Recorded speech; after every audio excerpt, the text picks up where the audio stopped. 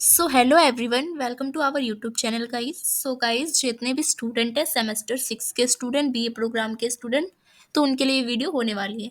तो दिल्ली यूनिवर्सिटी के जितने भी स्टूडेंट हैं सेमेस्टर 6 के स्टूडेंट हैं, उनके लिए वीडियो होने वाली है। जिनने भी हिस्ट्री जो मेजर सब्जेक्ट है उसमें हिस्ट्री ऑफ यूरोप ले रखा है अगर, तो ठीक है। तो हिस्ट्री ऑफ यूरोप सेमेस्टर 6 का यूनिट नंबर 3 आज हम करने जा रहे हैं, क्योंकि unit number first and unit number second में ऑलरेडी करा चुकी हूँ। अगर आपने वो वीडियो नहीं देखी हो तो सबसे पहले प्लेलिस्ट में जाके लिखेगा history of Europe Roma Jaiswal semester 6, तो आपके सामने मेरी प्लेलिस्ट आपके सामने आ जाएगी। तो चलिए आज हम करने जा रहे हैं unit number 3 history of Europe का सेमेस्टर 6 के स्टूडेंट का। तो ये वीडियो हिंदी मीडियम स्टूडेंट के लिए होने वाली है। इसके बाद जब सारा सिलेबस आपका खत्म हो जाएगा हिंदी मीडियम का, देन मैं आपको इंग्लिश मीडियम वाले स्टूडेंट के लिए भी वीडियो ले आऊंगी, ठीक है। तो चलिए वीडियो को स्टार्ट करते हैं। तो वीडियो को स्टार्ट करने से पहले अगर आप हमारे चैनल पर नए आए हो, फर्स्ट टाइम आए हो, तो प्लीज़ चैनल को सब्सक्राइब कर दीजिए। मेहनत लगती है वीडियोज़ बनाने में। बेल आइकन को ऑन कर दीजिए और जिससे सारी नोटिफिकेशन, सारी वीडियो, सारी इन्फॉर्मेशन टाइम टू टाइम आपके पास पहुंच जाए। और साथ ही आप हमारे टेलीग्राम चैनल से भी जुड़ सकते हैं। डिस्क्रिप्शन में आपको हमारे टेलीग्राम चैनल मिल जाएगा, वहाँ से आप मुझसे जुड़ सकते हैं और कोई भी क्वेश्चन हो तो वहाँ पे आप पूछ सकते हैं मुझसे, या आपको जो बुक है डी की नोट्स है ये, या कोई भी इंफॉर्मेशन वो आपको वहाँ मिल जाती है, ठीक है। और ये नोट्स को बिल्कुल फ्री में आपको डिस्क्रिप्शन में लिंक में मिल जाएगा, उससे भी डाउनलोड कर सकते हो या टेलीग्राम से ले सकते हो। तो चलिए वीडियो को स्टार्ट करते हैं। तो आज हम कर रहे हैं यूनिट नंबर 3, ठीक है। तो वीडियो बनाने में इस बार टाइम इसलिए लग गया क्योंकि मेरी तबीयत खराब थी, मुझे टाइफाइड हो रखा था। तो देख सकते हो अभी भी मेरी आवाज़ थोड़ी वैसी है, तो फिर भी बनाना तो पड़ेगा क्योंकि आप लोग के एग्जाम आ रहे हैं। तो चलिए वीडियो को स्टार्ट करते हैं। तो आज हम करेंगे unit number 3 history of Europe का। तो हिस्ट्री ऑफ यूरोप का यूनिट नंबर 3 है कि विश्व युद्ध के बीच यूरोप आपको इसमें पढ़ना है, ठीक है। 1990 से 1939 तक का विश्व युद्ध के बीच यूरोप की स्थिति कैसी थी, वही आपको यूनिट नंबर 3 में पढ़ना है। इससे पहले हमने पढ़ा था, तो हमने फर्स्ट वर्ल्ड वॉर पढ़ लिया था, ठीक है, जो कि 1914 से 1918 तक हुआ था, ठीक है। 18 तक हमने पढ़ लिया था first world war unit number second में। तो यूनिट नंबर 3 में हम 1919 से पढ़ रहे हैं, ठीक है, कि युद्ध के बाद क्या हुआ था, विश्व युद्ध के बीच यूरोप की स्थिति कैसी थी, क्योंकि इसके बाद सेकंड वर्ल्ड वॉर स्टार्ट हुआ था। तो सेकंड वर्ल्ड वॉर इस समय भी क्या था, तो सेकंड वर्ल्ड वॉर जब 1939 में स्टार्ट हुआ था, तो उसके और फर्स्ट वर्ल्ड वॉर के बाद के बीच का समय में यूरोप की स्थिति को पढ़ना है, ठीक है। तो इंट्रोडक्शन से स्टार्ट करेंगे। तो प्रथम विश्व युद्ध जो कि 1914 से 18 के बाद यूरोप में राजनीतिक अस्थिरता, आर्थिक संकट और फांसीवाद और साम्यवाद का उदय तथा द्वितीय विश्व युद्ध की पृष्ठभूमि तैयार हुई है, ठीक है। तो हमें क्या देखने को मिलता है, 1918 में जब फर्स्ट वर्ल्ड वॉर खत्म हुआ तो 1919 आया, ठीक है। 1939 में सेकंड वर्ल्ड वॉर खत्म हुआ, तो इन दोनों के बीच का जो टाइम पीरियड है उसमें क्या हुआ, यूरोप में राजनीतिक अस्थिरता आई, ठीक है। राजनीतिक में अस्थिरता थी, राजनीतिक में स्थिरता नहीं थी, आर्थिक संकट आया क्योंकि युद्ध हुए, फांसीवाद का उदय हुआ, नाजीवाद का उदय हुआ, साम्यवाद का उदय हुआ, ठीक है। और द्वितीय विश्व युद्ध, ये सारी घटनाएं घटी थी कब, इन टाइम पीरियड में 1919 से 1939 के बीच में, ठीक है, यूरोप में। तो इस समय को इतिहास में युद्धों के बीच का काल कहा गया है, ठीक है, इंटरवॉर पीरियड कहा गया है। तो इसी को कहते हैं विश्व युद्ध के बीच का यूरोप, ठीक है, जिसमें ये सारी चीजें हुई थी। इसको हम विस्तार से पढ़ेंगे कि राजनीतिक अस्थिरता आई थी, आर्थिक संकट आया था, फांसीवाद आया था, ठीक है। तो इस अवधि में यूरोप में कई महत्वपूर्ण घटनाएं भी घटी थी, जिसमें युद्धोत्तर शांति संधियां भी बनाई गई थी कि युद्ध को, आगे की युद्ध को रोका जाए। फर्स्ट वर्ल्ड वॉर के बाद महामंदी आई थी, जो हमने पढ़ा था पिछले वीडियो में, फांसीवाद और नाजीवाद का उदय हुआ, स्पेनिश गृह युद्ध हुए, ठीक है। तो ये सब हम पढ़ेंगे अब, ठीक है। तो सबसे पहले देखिए आपका जो यूनिट नंबर 3 है उसमें बेसिकली 3 या 4 टॉपिक दे रखा है, ठीक है। ये तो एक एक करके मैं उसको कवर करूंगी, ठीक है। तो पहला टॉपिक आपका दे रखा है कि युद्धोत्तर शांति समझौता, ठीक है, पोस्ट वॉर पीस सेटलमेंट। जब फर्स्ट वर्ल्ड वॉर हो गया 1914-1918 तक, उसके बाद जो पीस सेटलमेंट किया गया था, शांति समझौते, उसके बारे में आपको पढ़ना है। जैसे कि जो मैंने बताया था आपको, वर्साई की संधि हुई थी जब वर्ल्ड वॉर खत्म हुआ था, मैंने आपको पिछले वीडियो में बताया था। और आपको मैंने बताया था कि लीग ऑफ नेशन की स्थापना हुई थी, वही आपको पढ़ना है, ठीक है। तो प्रथम विश्व युद्ध की समाप्ति के बाद विजय राष्ट्रों ने पराजित देशों पर कई कठोर संधियां थोपी थी। जो विजय राष्ट्र थे, जो ट्रिपल एतांत वाले थे, मैंने बताया था ना, एक गति था और एक फरीबी था, जो मैंने बताया था। तो जो ट्रिपल एतांत वाले जो लोग थे ना, तो वो जीत गए थे, ट्रिपल अलायंस वाले लोग हार गए थे। तो ट्रिपल अलायंस वाले जो लोग थे, जो गति वाले जो लोग थे, ठीक है, उन वो हार गए थे, ठीक है। तो जो हार गए थे तो उनको वर्साई की संधि, जो कि अमेरिका का राष्ट्रपति था वुड्रो विल्सन, उसने लगाया था कठोर संधियां, वर्साई की संधि, जिसने हिटलर को उदय कराया था, ठीक है। इसमें जर्मनी का अपमानजनक संधि भी कहा जाता है, क्योंकि इसमें जर्मनी का बहुत ज्यादा अपमान किया गया था, ठीक है। तो ये मैंने पिछले वीडियो में पढ़ा रखा था। तो यही सब संधियां आपको पढ़नी है। इनका मुख्य उद्देश्य था कि यूरोप में शांति स्थापित करना, जिसमें वर्साई की संधि अगर आपने पढ़ा होगा तो उसका जो 14 पॉइंट था वो था कि लीग ऑफ नेशन की स्थापना करना, ठीक है। लेकिन इसमें से कुछ समझौते की कठोरता शर्तों ने द्वितीय विश्व युद्ध को जन्म दी थी, जो कि 1939 से 1945 की नींव रखी। मैंने बताया था कि पिछले वीडियो में, इस यूनिट नंबर 2 में, कि कैसे द्वितीय विश्व की युद्ध की जो नींव है वो रखी थी किसने? वर्साई की संधि ने। ठीक है, तो प्रमुख संधियां हैं उसको हम दोबारा डिस्कस करेंगे। ठीक है, जो भी हुई है वर्ल्ड वॉर फर्स्ट के बाद। तो सबसे पहले वर्साई की संधि जो कि 1919 में हुई थी। ठीक है, ये फर्स्ट संधि थी जो कि फर्स्ट वर्ल्ड वॉर के बाद हुई थी। ये मैंने डिटेल में पिछले वीडियो में भी बता रखा है। ठीक है, यूनिट नंबर 2 के पार्ट नंबर 4 में। तो यह संधि 28 जून 1919 को जर्मनी और मित्र राष्ट्र जो अलाइड के बीच हुई थी। ठीक है, क्योंकि जर्मनी के बीच इसलिए हुई थी क्योंकि जो टिपर अलायंस था, जिसको मैंने यहाँ बताया था गति, और टिपर एतान था जिसे अलाइड पावर कहते हैं, जो कि मैंने बताया था आपको फरेब करके मैंने ऐसे पढ़ाया था। तो क्या करा था, ये जर्मनी हार गई थी, गति हार गई थी। ठीक है, तो जो फरेब था उसने क्या करा, मित्र राष्ट्र जो थे अलाइड पावर, जिसमें रूस आते हैं और ब्रिटेन आता है, फ्रांस आता है और अमेरिका आता है, तो इसने क्या करा, जर्मनी पे वर्साई की संधि लगाई थी। जर्मनी की अपमानजनक संधि भी जिसे कहा जाता है। ठीक है, इसकी कुछ प्रमुख शर्तें थी। ठीक है, 14 शर्तें रखी गई थी। जर्मनी को युद्ध का एकमात्र दोषी बताया गया था। तो जर्मनी को ही फर्स्ट वर्ल्ड का क्या कराया गया, एक दोषी बताया गया जर्मनी को ही। ठीक है, इस संधि में पहली चीज।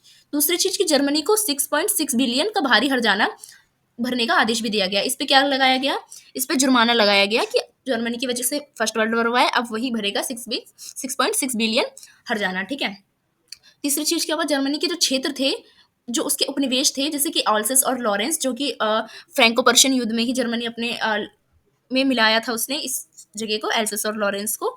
तो अब इस जगह को भी जर्मनी की छीन लिया गया और फ्रांस को दे दिया गया वापस। ठीक है, सार क्षेत्र जो है वो लीग ऑफ नेशन को दे दिया गया, और जो जर्मनी का जो सार क्षेत्र था वो भी किसे दे दिया गया, लीग ऑफ नेशन को दे दिया गया। ठीक है, तो जर्मनी से दो चीज छीन ली गई, और पोलैंड को भी कुछ क्षेत्र दे दिए गए जर्मनी के। तो जर्मनी के क्षेत्र को छीन लिए गए, उनके उपनिवेशों को छीन लिए गए। ठीक है, वर्साई की संधि के तहत। चौथी चीज क्या हुई, जर्मनी की सेना को 1 लाख सैनिक तक ही सीमित कर दिया गया। कहा कि 1 लाख सैनिक से अधिक आप सैन्य नहीं रख सकते, 6 से ज्यादा तोप नहीं रख सकते। ठीक है, तो ये वर्साई की संधि के तहत जर्मनी का अपमान कर रहे थे। जर्मनी को राइलैंड क्षेत्र में सेना रखने की अनुमति नहीं दी गई। जो राइलैंड जो था वहां पे भी क्या करा गया, जर्मनी को जो क्षेत्र है उसमें सेना रखने से मना कर दिया गया। ठीक है, तो जर्मनी का फुल तरीके से अपमान किया गया। तो परिणाम क्या हुआ, रिजल्ट ये देखने को मिला कि इस संधि की कठोरता शर्तों ने जर्मनी में असंतोष पैदा कर दिया, क्योंकि जर्मनी का अपमान ही अपमान होते जा रहा है। मैंने पिछली वीडियो में डिटेल में ये बता रखा है वर्साई की संधि। ठीक है, आपको डिटेल में वर्साई की संधि मैंने बहुत अच्छे से बता रखा है, यूनिट नंबर 2 के पार्ट नंबर आई थिंक 4 है। ठीक है, तो वो जरूर देख लीजिएगा, ये बहुत ईजी से मैंने बता रखा है। और आर्थिक संकट को जन्म दे दिया, इसे आगे चलकर हिटलर का नेतृत्व और नाजीवाद जिसे कहते हैं उसको जन्म दिया। ठीक है, वर्साई की संधि के तहत ही हिटलर का जन्म हुआ था, क्योंकि इतना जर्मनी का अपमान किया वर्साई की संधि के तहत इन अलाइड पावरों ने, इन मित्र राष्ट्रों ने। हारी हुई खेमे की, जीती हुई खेमे ने इतना अपमान किया, इतना अपमान किया कि वहां पे एक हिटलर जैसा क्रूर शासक पैदा हो गया अत्याचार के कारण। ठीक है, दूसरी जो महत्वपूर्ण संधि होती है वो है सेंट जर्मन की संधि, ट्रीटी ऑफ सेंट जर्मन। ठीक है, ये भी 1919 में होती है। यह संधि भी फर्स्ट वर्ल्ड वॉर के बाद होती है। यह संधि ऑस्ट्रेलिया और मित्र राष्ट्र के बीच होती है। ठीक है, मित्र राष्ट्र क्योंकि जीते थे, ठीक है, ध्रुव राष्ट्र से। ठीक है, तो ध्रुव राष्ट्र से मित्र राष्ट्र जीते थे, तो उन्होंने पहली संधि किससे की, उसने जर्मनी से की, जिसे वर्साई की संधि कहते हैं। ठीक है, ठीक है, क्योंकि अपोजिट में जो मित्र राष्ट्र के अपोजिट में था वो था ध्रुव राष्ट्र। ध्रुव राष्ट्र में कौन थे, उसमें जर्मनी थी, ऑस्ट्रेलिया थी, हंगरी थी और तुर्की थी। तो जर्मनी के साथ तो संधि कर लिया, अब ऑस्ट्रेलिया के साथ ये लोग संधि कर रहे हैं। ठीक है, जिसे कहते हैं सेंट जर्मन की संधि। इसकी प्रमुख शर्तें क्या थी, ऑस्ट्रेलिया हंगरी साम्राज्य जो था, एस्ट्रो हंगरी एम्पायर, उसको विभाजित कर दिया गया। अब जो एस्ट्रो हंगरी एम्पायर था वो पूरे फर्स्ट वर्ल्ड वॉर में एक जय वीरू की जोड़ी की तरह था। ठीक है, ये दोनों जो ऑस्ट्रिया और हंगरी था वो दोनों इतने अच्छे जय वीरू की तरह इनकी मित्रता थी, पर अब कहा गया तुम दोनों को एक साथ नहीं रहना है, तो इन दोनों को अलग कर दिया गया, इन दोनों को विभाजित कर दिया गया। ऑस्ट्रिया को हंगरी, चोकोस्लोविकिया और पोलैंड और यूगोस्लाविया से अलग कर दिया गया। ठीक है, ऑस्ट्रिया को, और ऑस्ट्रिया की सेना को भी सीमित कर दिया गया, और ऑस्ट्रेलिया और जर्मनी के एकीकरण पर प्रतिबंध लगा दिया गया। अब क्या है, जर्मनी से भी क्या कर दिया गया, ऑस्ट्रिया को अलग कर दिया गया। परिणाम क्या हुआ, यह संधि ऑस्ट्रेलिया के लिए आर्थिक रूप से बहुत ज्यादा कठिन साबित हुई थी। ठीक है, तो पहले क्या करा, फर्स्ट वर्ल्ड वॉर के बाद जर्मनी के साथ संधि की मित्र राष्ट्रों ने। ठीक है, क्योंकि मित्र राष्ट्र जीते थे ध्रुव राष्ट्र से, तो ध्रुव राष्ट्र में का जो पहला मेंबर था जर्मनी, उसके साथ पहली संधि की वर्साई की संधि। उसका जो दूसरा मेंबर था ऑस्ट्रिया, उसके साथ सेंट जर्मन की संधि की। ठीक है, अब तीसरी संधि कर रहे हैं कौन, 1920 में हो रहा है, जिसे कहते हैं ट्राइन की संधि। ठीक है, 1920 में यह संधि हंगरी और मित्र राष्ट्र के बीच हुआ।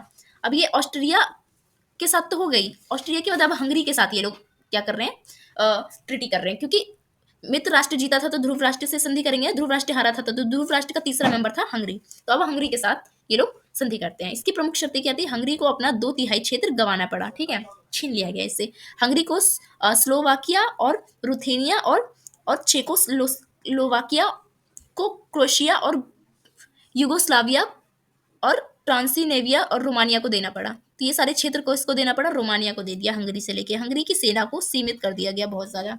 परिणाम ये हुआ, हंगरी बहुत ज़्यादा कमज़ोर हो गया और आर्थिक संकट से घिर गया, ठीक है।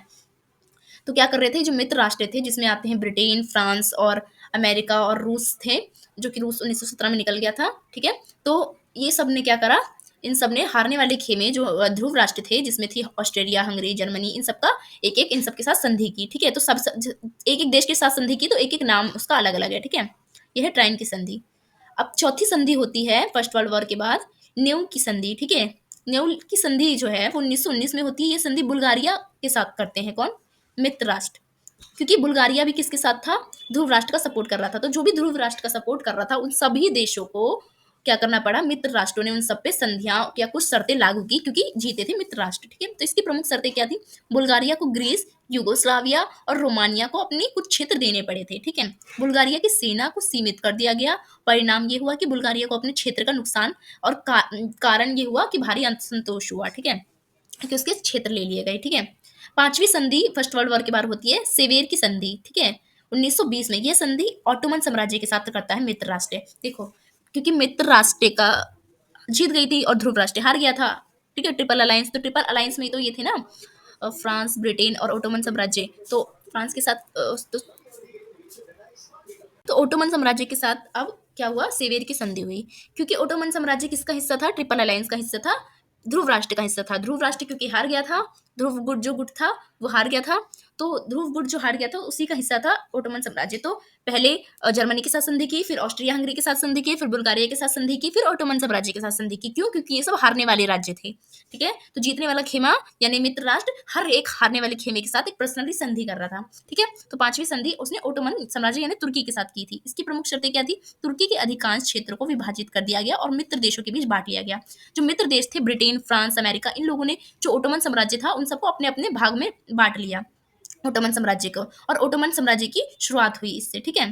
परिणाम ये हुआ कि तुर्की में राष्ट्रीय आंदोलन तेज हो गया।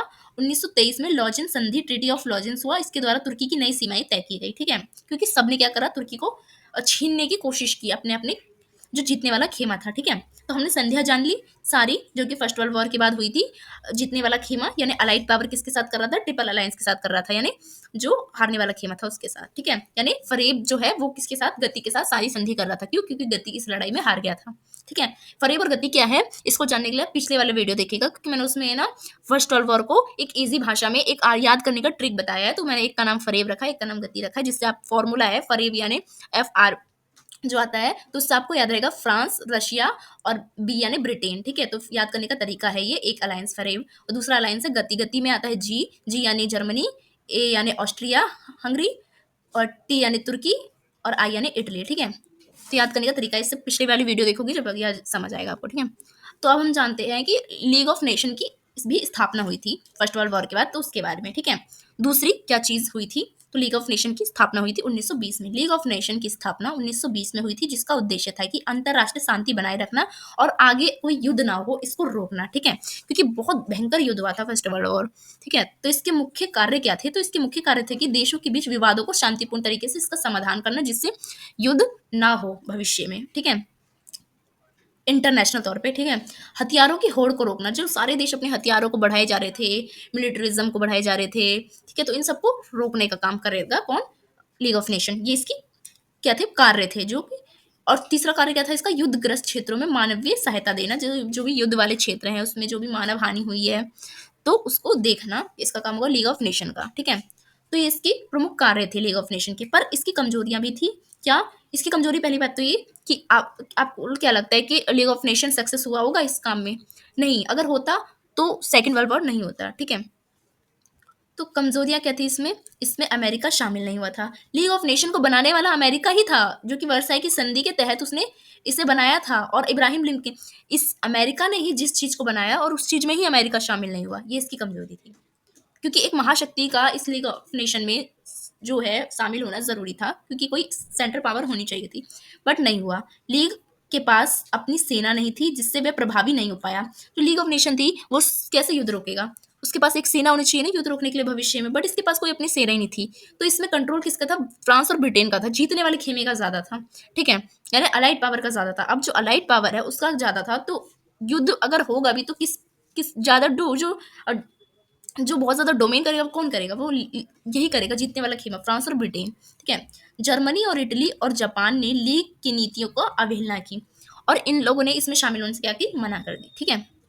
परिणाम ये हुआ कि लीग द्वितीय विश्व युद्ध को रोकने में असफल रहा, जिससे सेकेंड वर्ल्ड वॉर स्टार्ट हुआ और संयुक्त राष्ट्र यूनाइटेड नेशन की स्थापना 1945 में की गई, जो कि अभी तक चल रहा है, यूएन, ठीक है। अगर लीग ऑफ नेशन सक्सेस होता तो कभी भी यूनाइटेड नेशन नहीं बनता और सेकेंड वर्ल्ड वॉर भी नहीं होता। तो सेकेंड वर्ल्ड वॉर हुआ, इसका मतलब जो लीग ऑफ नेशन था वो असफल रहा, और सेकेंड वर्ल्ड वॉर हुआ, तो सेकेंड वर्ल्ड वॉर जब खत्म हुआ तो उसके बाद यूनाइटेड नेशन को बनाया गया, जो कि आज तक चल रहा है, ठीक है।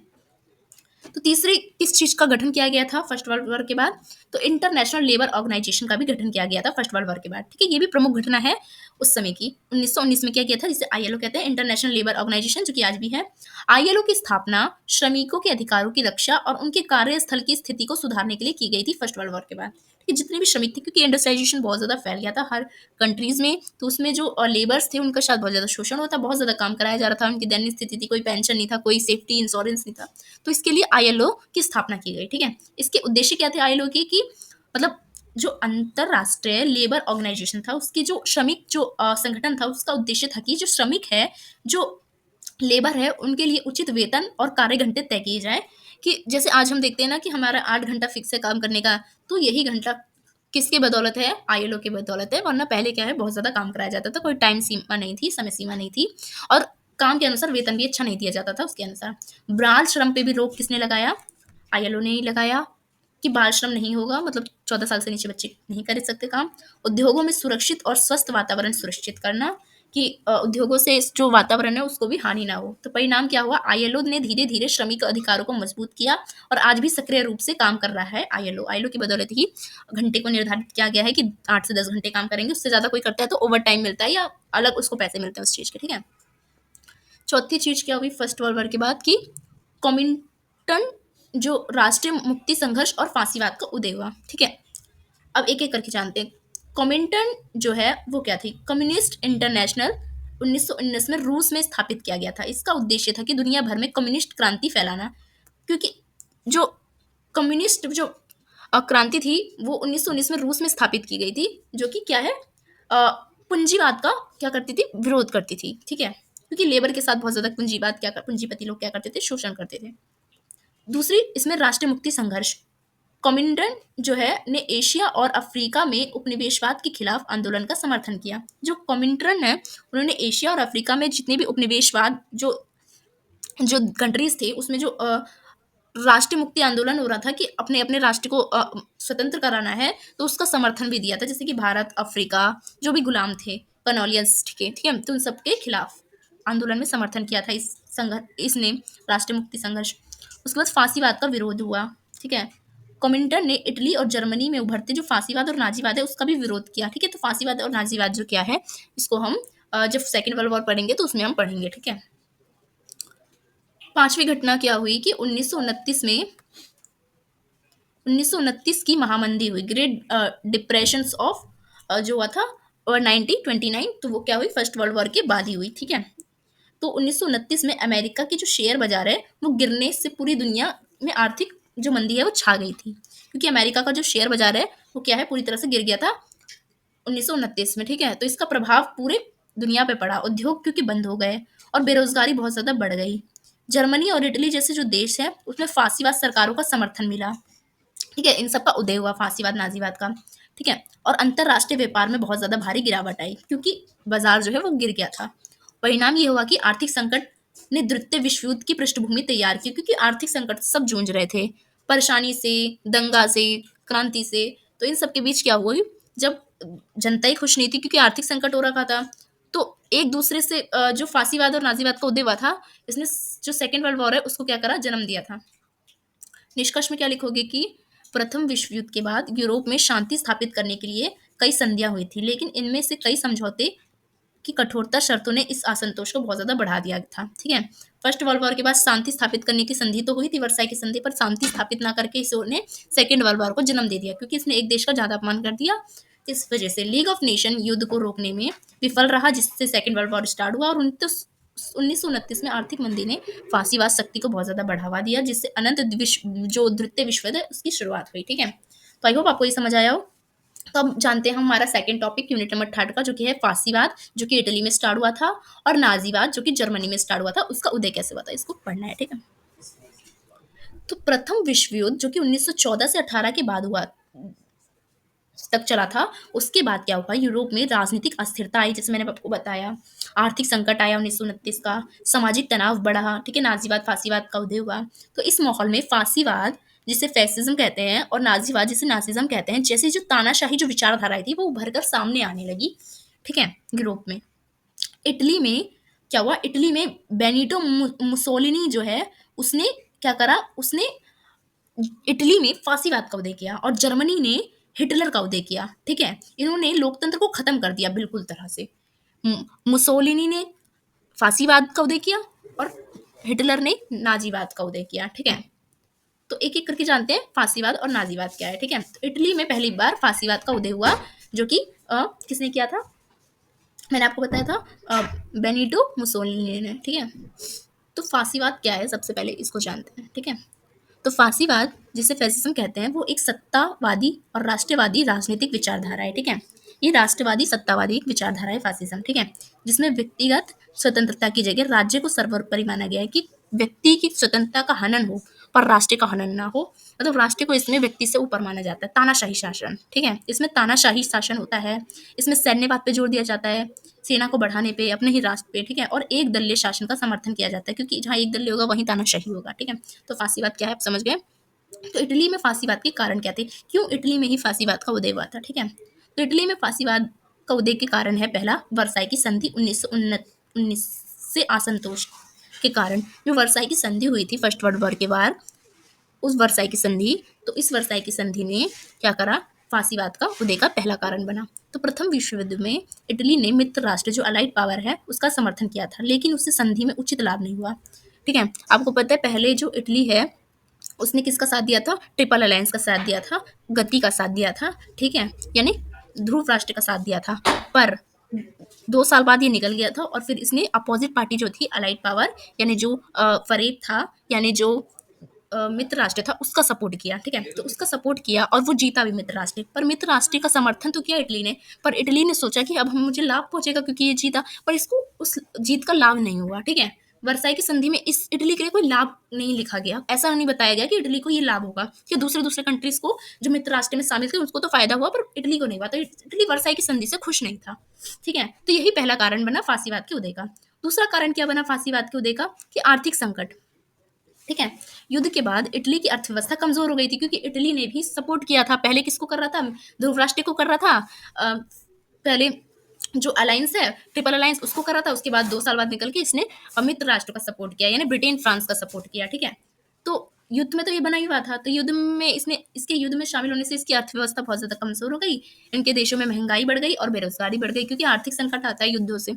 तो राजनीतिक अस्थिरता भी बढ़ गई इससे, क्योंकि जब आर्थिक संकट आएगा और युद्ध होंगे तो आर्थिक जो राजनीतिक अस्थिरता है वो तो बनी रहेगी देश में। तो इटली में लोकतांत्रिक सरकारें कमजोर थी और बार बार बदल रही थी उस समय, तो राजनीतिक अस्थिरता थी, कोई योग्य शासक नहीं था इटली में। ठीक है, तो कम्युनिज्म का भी डर था इटली में कि कम्युनिज्म ना आ जाए। ठीक है, तो कई उद्योगपति और मध्यम वर्ग के लोग साम्यवाद के बढ़ते प्रभाव से डर रहे थे इटली में। ठीक है, तो ये भी इसका एक कारण बना फांसीवाद का। ठीक है, क्योंकि वो डर रहे थे कि जो फांसीवाद जो साम्यवाद है वो इटली में ना आ जाए। ठीक है, तो बेनिटो मुसोलिनी और फांसीवाद आंदोलन एक दूसरे से कैसे जुड़े, क्योंकि जो मुसोलिनी है उसी ने फांसीवाद आंदोलन का उदय किया था, जैसे कि नाजीवाद का हिटलर ने किया था। तो 1919 में जो बेनिटो मुसोलिनी है उसने क्या करा, इतावली फांसीवाद पार्टी नामक एक संघ की स्थापना की। ठीक है, तो 1919 में मुसोलिनी ने फर्स्ट वर्ल्ड वॉर के बाद इतावली फांसीवाद पार्टी की स्थापना की। ठीक है, तो इतावली फांसीवाद पार्टी को ही क्या कहा गया, कहा गया फांसीवाद। ठीक है, तो 1922 में रोम मार्च निकाला गया और इसके बाद राजा विक्टर एमुनल जो थर्ड थे, उस उसके उसको क्या कर गया, मुसोलिनी को प्रधानमंत्री बना दिया गया। ठीक है, और 1925 तक मुसोलिनी ने लोकतंत्र को क्या करा, बिल्कुल खत्म कर दिया और तानाशाही शासन स्थापित कर दिया। ठीक है, तानाशाही स्थापित कर दिया और इटली में फांसीवाद का उदय हो गया। ठीक है, तो फांसीवाद शासन की विशेषताएं क्या थी, कैसा था फांसीवाद शासन? तो फांसीवाद शासन बहुत ज्यादा तानाशाही था। पहली चीज, सभी राजनीतिक दलों को खत्म कर दिया इसने कि मैं ही हूँ बस, मेरे अलावा कोई नहीं है। जब तानाशाही होगी तो सेंसरशिप होगी, तो सेंसरशिप लागू कर दी गई कि प्रेस को भी स्वतंत्रता नहीं थी और मीडिया सरकार पर भी पूरा नियंत्रण कर रही थी। ठीक है, सरकार का पूरा मीडिया पे नियंत्रण था कि जो खबर सरकार छापनी चाहेगी वही खबर मीडिया में छपेगी। सैन्यवाद बढ़ गया था क्योंकि फांसीवाद ने तानाशाही को बढ़ा दिया गया था, और तानाशाही जहाँ होती है वहां पे सैन्यवाद होता है। सैन्यवाद को बहुत ज्यादा मजबूत किया गया और युद्ध और राष्ट्र का प्रतीक बना दिया गया युद्ध को, कि युद्ध ही क्या है, राष्ट्र का प्रतीक है, अपने ही क्या ही राष्ट्र के लिए लड़ना। ठीक है, समाज पर नियंत्रण, शिक्षा और प्रचार के माध्यम से जनता में राष्ट्रवाद की भावना बहुत ज्यादा भरी गई। ठीक है, शिक्षा और प्रचार जो जितने भी मीडिया या कोई भी कम्युनिकेशन का जो माध्यम था, उसका उपयोग करा किसने, मुसोलिनी ने, किस चीज के लिए, राष्ट्रवाद लोगों में पैदा करने के लिए। और राष्ट्रवाद कैसा पैदा करा इसने, उन्हें ऐसा राष्ट्रवाद पैदा करा जो कि तानाशाही राष्ट्रवाद हो, मतलब तानाशाही शासन को सपोर्ट करे। ठीक है, औद्योगिकरण, इटली में बड़े पैमाने पर उद्योगों को विकसित किया गया मुसोलिनी द्वारा। ठीक है, जिससे इसकी अर्थव्यवस्था मजबूत हो। तो इटली का विस्तारवादी रवैया कैसा था? तानाशाही होगा तो विस्तारवादी होगा, ऑब्वियसली वो दूसरे देश पे अपना हक तो जमाना चाहेगा। तो 1935 में इथियोपिया पर हमला करके इसको विजय कर लिया किसने, इटली ने। ठीक है, और 1939 में अल्बानिया पर भी कब्जा कर लिया। तो हिटलर से मित्रता की, रोम बर्लिन धुरी के तहत स्थापित की। ठीक है, हिटलर जो नाजीवाद और फांसीवाद के बीच दोस्ती हो गई। ठीक है, रोम बर्लिन धुरी की स्थापना की फिर किसने, इटली के मुसोलिनी ने। ठीक है, परिणाम ये हुआ कि मुसोलिनी की फांसीवाद नीतियों ने इटली को द्वितीय विश्व युद्ध के में धकेल दिया। ठीक है, तो इस यही कारण बना द्वितीय विश्व युद्ध का। तो जर्मनी में नाजीवाद का उदय अब जानते हैं। अभी हम फांसीवाद जान रहे थे। ठीक है, तो फांसीवाद के लास्ट में हमने जाना कि नाजीवाद और फांसीवाद क्या हो गई, अब एक साथ आ गई। ठीक है, तो फांसीवाद और नाजीवाद ने क्या करा, मिलके द्वितीय विश्व युद्ध लड़ा। ठीक है, तो अब हम जानेंगे जर्मनी में नाजीवाद। अभी हम फांसीवाद पढ़ रहे थे। तो नाजीवाद का उदय जो है वो जर्मनी में हुआ था। नाजीवाद क्या था? नाजीवाद भी फांसीवाद की तरह ही था। नाजीवाद, नाजिज्म एक चरम राष्ट्रवादी, नस्लवादी और तानाशाही विचारधारा थी। हिटलर, आपको पता है नाजीवाद में था, जिसने जर्मनी में हिटलर को बढ़ावा दिया। इसमें आर्य जाति को श्रेष्ठ माना गया और लोकतंत्र व साम्यवाद का इसने विरोध किया। लोकतंत्र के बिल्कुल, जो भी तानाशाही शासन होगा वो लोकतंत्र का विरोध करेगा, और साम्यवाद का भी, कम्युनिस्ट का भी विरोध किया था किसने, नाजिज्म ने। ठीक है, क्योंकि पूंजीवाद को सपोर्ट कर रहा था। जर्मनी में नाजीवाद के कारण क्या थे? पहला कारण मैंने आपको हमेशा बताया, वर्साई की संधि। वर्साई की संधि को हम जर्मनी का अपमानजनक संधि भी कहते हैं। तो यही कारण था, पहला कारण और मुख्य कारण, कि जर्मनी में नाजीवाद यानी हिटलर का उदय हुआ वर्साई की संधि के तहत। जर्मनी को युद्ध का दोषी ठहराया गया, फर्स्ट वर्ल्ड वॉर का दोषी ठहराया गया, और जर्मनी पे भारी कर लगाया गया।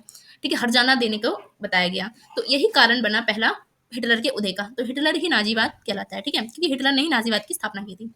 उसकी सेना सीमित कर दी गई, किसकी, जर्मनी की। किसने? वर्साई की संधि ने। इसके कई क्षेत्र छीन लिए गए, और जो अल्सेस और लॉरेंस था वो भी छीन लिया गया, फ्रांस को दे दिया गया जर्मनी से छीन के। किसने? वर्साई की संधि के तहत। तो जर्मनी का अपमान हुआ, तो इसने नाजीवाद को उदय किया। इससे जर्मन जनता में असंतोष और बदले की भावना पैदा हो गई कि इतना अपमान करा जर्मनी का, इतना अपमान करा, और वहां की जनता और जो वहां का हिटलर था, उन दोनों में बदले की भावना पैदा हो गई, जिसने सेकेंड वर्ल्ड वॉर की मतलब नींव रखी और जर्मनी में नाजीवाद के उदय का भी कारण बनी।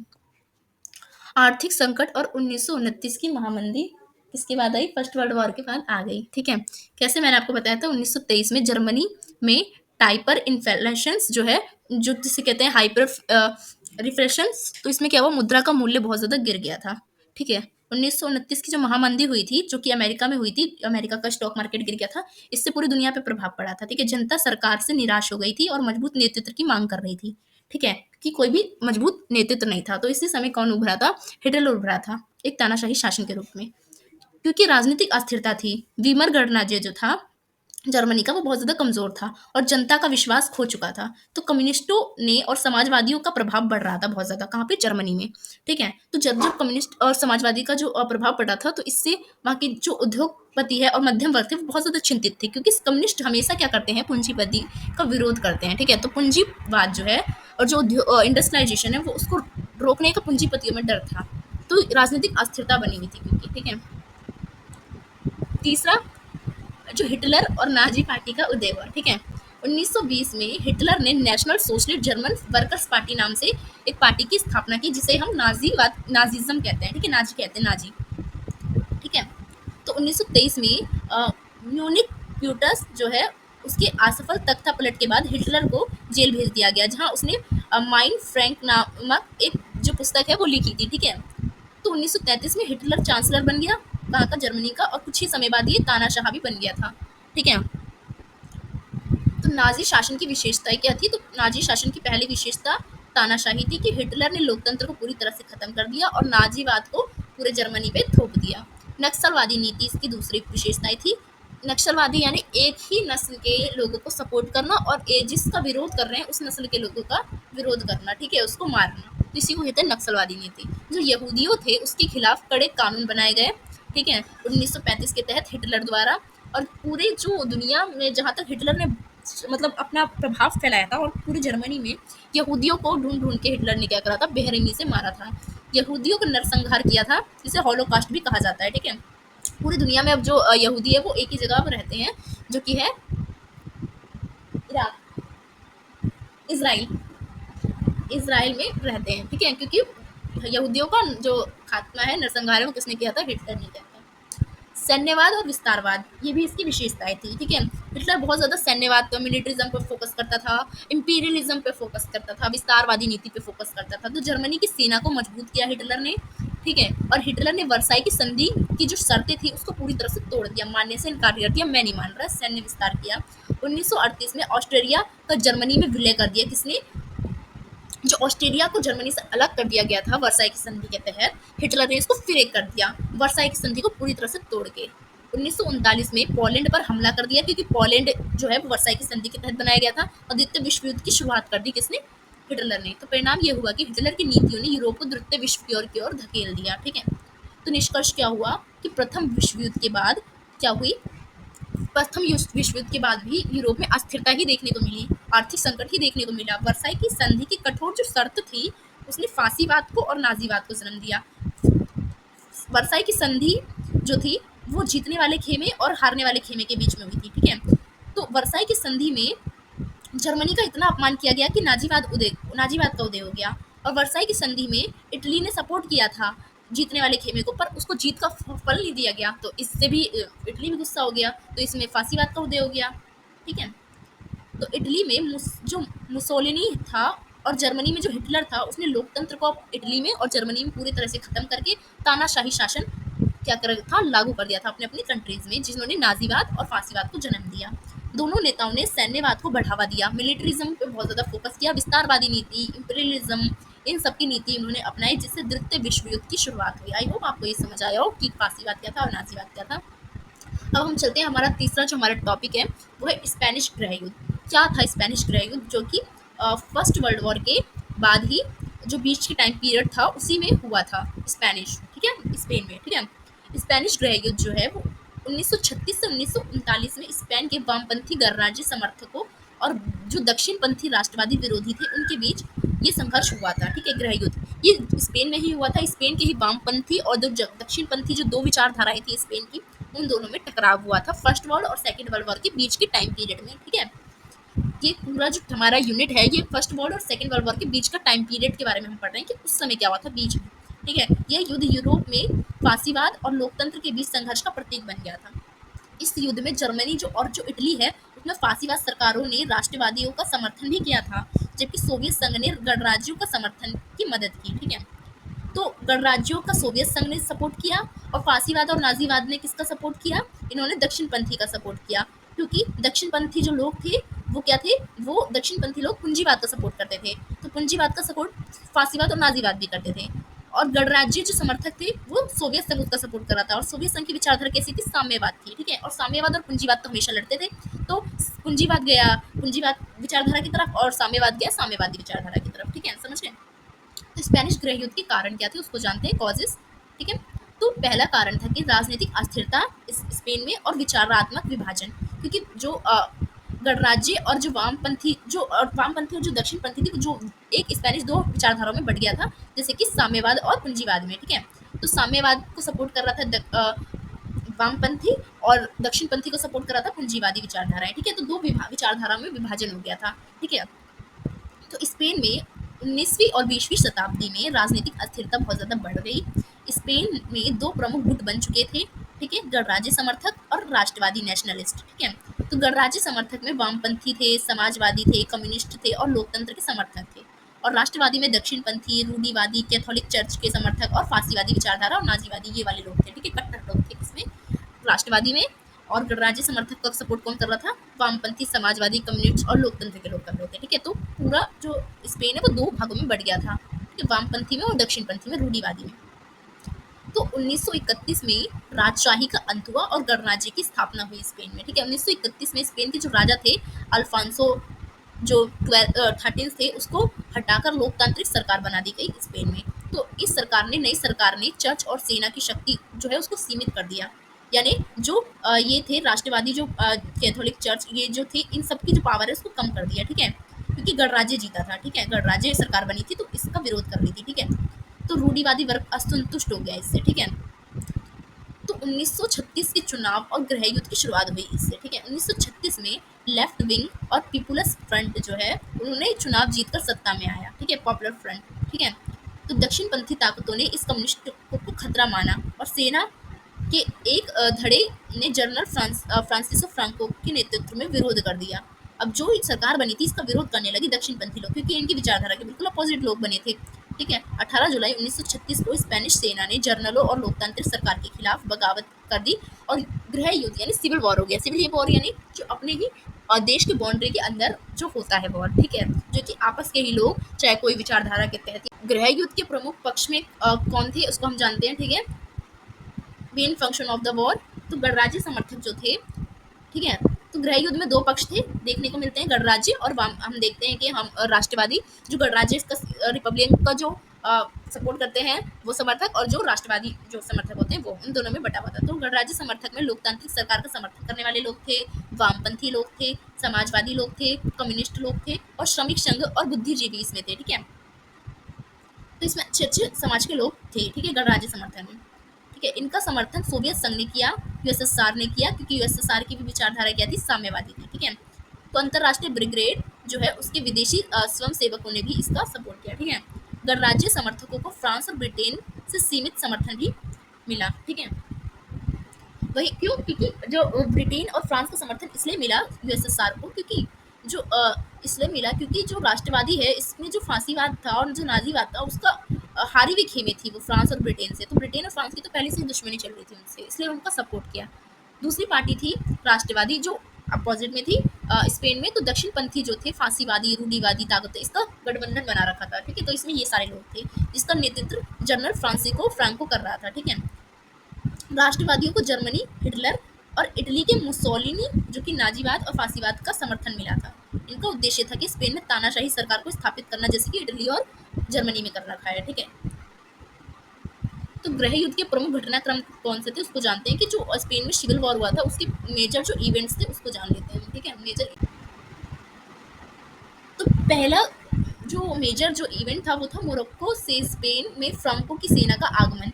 मोरक्को से क्या है, जो स्पेन में, मोरक्को से स्पेन में आ गई थी फ्रांको की सेना। ठीक है, फ्रांको ने स्पेनिश मोरक्को से अपनी सेना को मुख्य भूमि स्पेन में उतार दिया और गृह युद्ध की शुरुआत कर दी। ठीक है, फ्रांस ने स्टार्ट कर दिया इस चीज को। तो सॉरी, जो फ्रांको की जो मोरक्को से स्पेन में फ्रांको की सेना का आगमन हो गया। ठीक है, जो फ्रांको जो उसका शासक था, जो कि दक्षिणपंथी का समर्थन कर रहा था, उसने मोरक्को से अपनी सेना को बुला के स्पेन में क्या कर दी? बिठा दी, जिसने स्पेन में सिविल वॉर स्टार्ट कर दिया। तो फ्रांको जो था दक्षिणपंथी का यानी राष्ट्रवादी का जो सपोर्टर था स्पेन में, उसने स्पेन में क्या कर दी? मोरक्को से अपनी सेना को बुला दी और गृह युद्ध की शुरुआत कर दी। ठीक है, दूसरा मैड्रिड और बार्सिलोना का संघर्ष, जो कि 1936 से 37 में हुआ। गणराज्य समर्थकों ने स्पेन की राजधानी मैड्रिड पर नियंत्रण बनाए रखा था। जो गणराज्य समर्थक थे, जिसमें साम्यवाद, यूएसएसआर वगैरह थे, तो इसने जो बर्लिन जो स्पेन था उसकी राजधानी पर अपना कब्जा कर रखा था। तो जर्मनी और इटली ये तो राष्ट्रवादी का समर्थन कर रहे थे, गणराज्य का नहीं कर रहे थे। तो इटली और जर्मनी के राष्ट्रवादियों की मदद के लिए हाईवे हमले किए गए कहाँ हाईवे हमले किए गए, मैड्रिक और बसोनिया पर संघर्ष हुआ। ठीक है, कैसे जब गणराज्य समर्थक जो देश थे और राष्ट्रवादी जो मतलब सपोर्टर थे, इन दोनों ने क्या करा, मैड्रिक पे गणराज्य का समर्थन था, मतलब इन्होंने कब्जा कर लिया था। और बोसेनिया जो है उस वो क्योंकि हाईवे था, ठीक है, तो जर्मनी और इटली के राष्ट्रवादियों की मदद ना कर पाए, मतलब दक्षिण पंथी के लोगों की, तो इसलिए इन्होंने इन दोनों के बीच क्या हुआ, संघर्ष हुआ। तीसरा, ग्वेर्निका पर जर्मन बमबारी की गई। जो ग्वेर्निका है, नाजी जर्मनी की वायुसेना, उन्होंने गर्बनिका शहर पर बमबारी कर दी, जिससे हजारों लोग मर गए। प्रसिद्ध चित्रकार पाब्लो पिकासो ने इस घटना को अपनी मशहूर पेंटिंग जो गुर्निका है, आप देख सकते हो गूगल पे, उस चित्र में इन्होंने इस जो बमबारी है उसका एक चित्र बना के फेमस पेंटिंग बनाई है। ठीक है, कि कैसे हुआ था। तो चौथा, राष्ट्रवादियों का धीरे धीरे बढ़ता प्रभुत्व होने लगा था। जो राष्ट्रवादी थे, नाजीवादी और फांसीवादी चल रहा था। सेकेंड वर्ल्ड वॉर जो स्टार्ट हुआ तो इस समय इनका ही प्रभाव देखने को मिल रहा था, कि हिटलर का ही प्रभाव था, मेसोनी का ही प्रभाव था। तो 1937 से 38 में फ्रैंको की सेना ने स्पेन में उतरी, मैंने बताया ना, उसने मोरक्को से अपनी सेना लाई थी, स्पेन में उतारी और पूर्वी हिस्सा पर कब्जा कर लिया स्पेन के। गणराज्य समर्थक कमजोर होते गए, क्योंकि फ्रैंको ने अपनी सेना उतार दी थी, क्योंकि उन्हें विदेशों से पर्याप्त समर्थन नहीं प्राप्त था।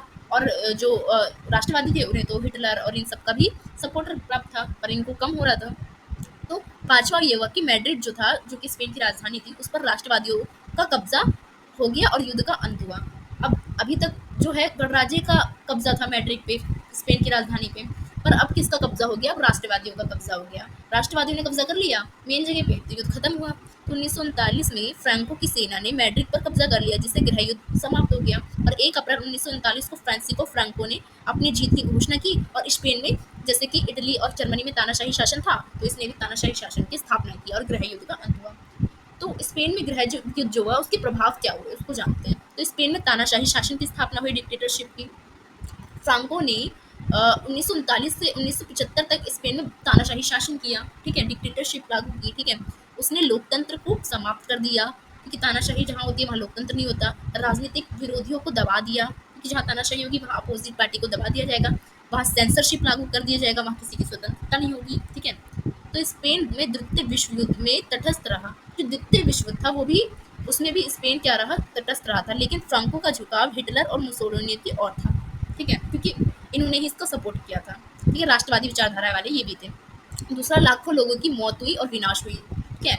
गृह युद्ध में लगभग 5 लाख लोग मारे गए थे स्पेन में, और बहुत सारे लाखों लोग क्या हुए थे, शरणार्थी, स्पेन को उन्होंने छोड़ना पड़ा था, क्योंकि स्पेन में गृह युद्ध इतना भयंकर हो गया था।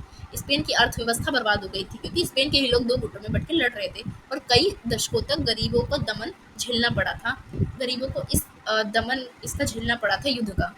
तीसरा, अंतर्राष्ट्रीय प्रभाव भी देखने को मिला। द्वितीय विश्व युद्ध की प्रस्तावना देखने को मिलती है हमें सिविल वॉर में स्पेन की। कैसे यह युद्ध फांसीवाद और लोकतंत्र के बीच संघर्ष का प्रतीक बना, ठीक है।